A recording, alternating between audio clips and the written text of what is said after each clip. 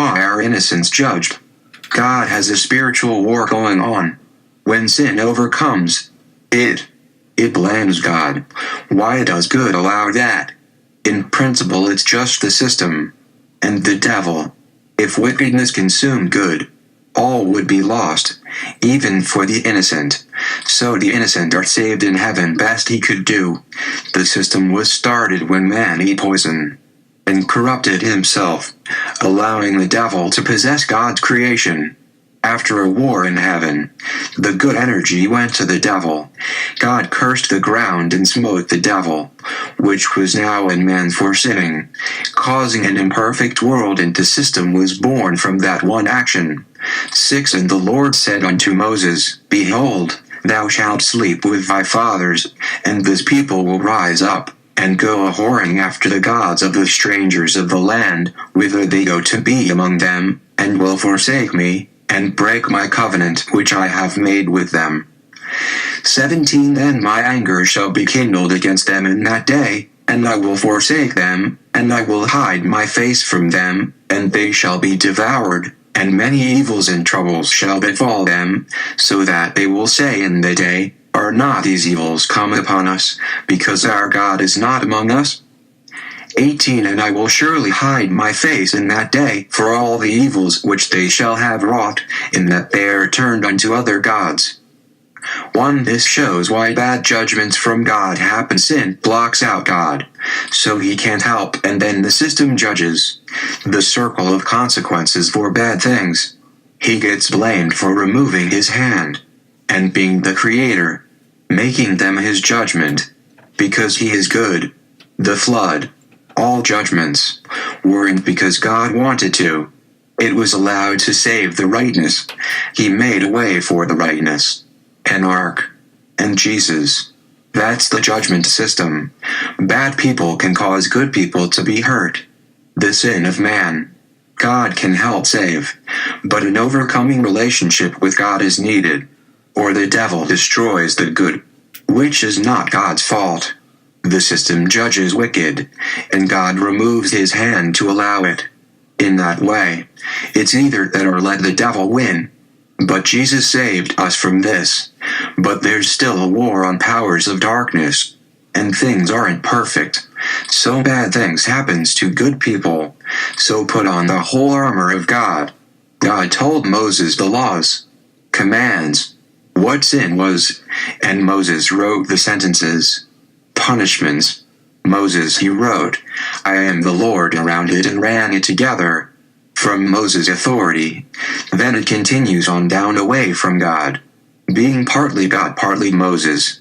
Moses taking the authority of God to pass sentences, and Moses tells his punishment sentences based on laws and commands from God. 10 Commandments. Moses tells the sentences, punishments for the laws of Moses, and it says he wrote them. All God ever said was 10 Commandments, or what sin was. Feast days, atonement for sin by offerings, and repay sevenfold. Damages.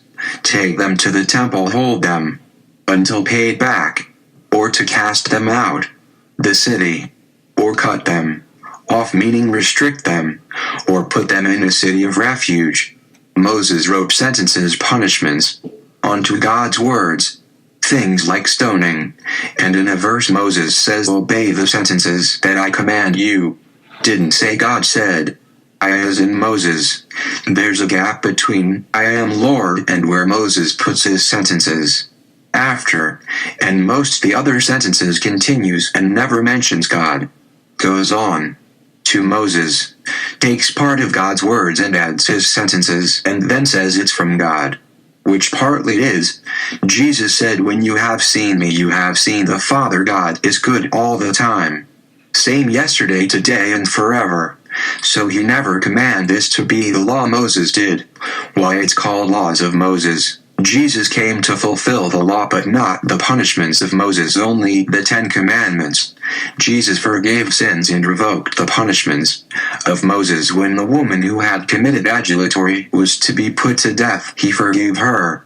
He redeemed his people from the curse of Moses' law and gave us more abundant life.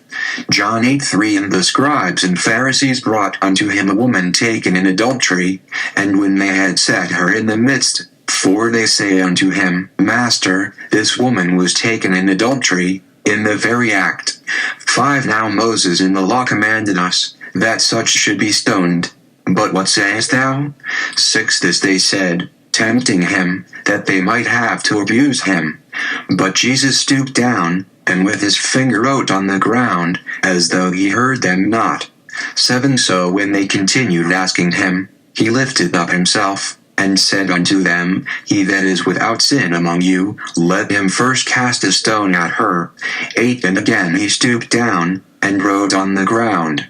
9 And they which heard it, being convicted by their own conscience, went out one by one, beginning at the eldest, even unto the last, and Jesus was left alone, and the woman standing in the midst. 10 When Jesus had lifted up himself, and saw none but the woman, he said unto her, Woman, where are those thine accusers? Hath no man condemned thee? 11 She said, No man, Lord. And Jesus said unto her, Neither do I condemn thee. Go, and sin no more. 12 Then spake Jesus again unto them, saying, I am the light of the world. He that followeth me shall not walk in darkness, but shall have the light of life. 13 The Pharisees therefore said unto him, Thou bearest record of thyself, thy record is not true. 14 Jesus answered and said unto them, Though I bear record of myself, yet my record is true.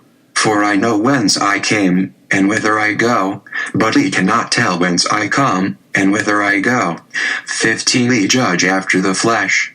I judge no man. 16 And yet if I judge, my judgment is true, for I am not alone, but I am the Father that sent me.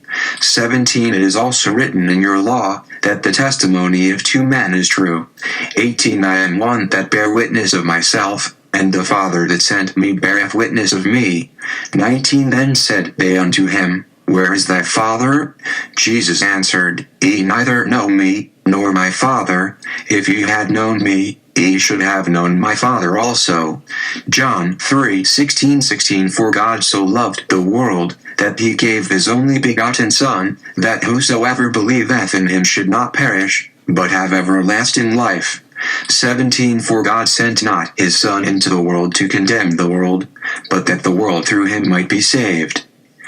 John 15:24-5 King James Version, KJV 24 If I had not done among them the works which none other man did, they had not had sin, but now have they both seen and hated both me and my Father.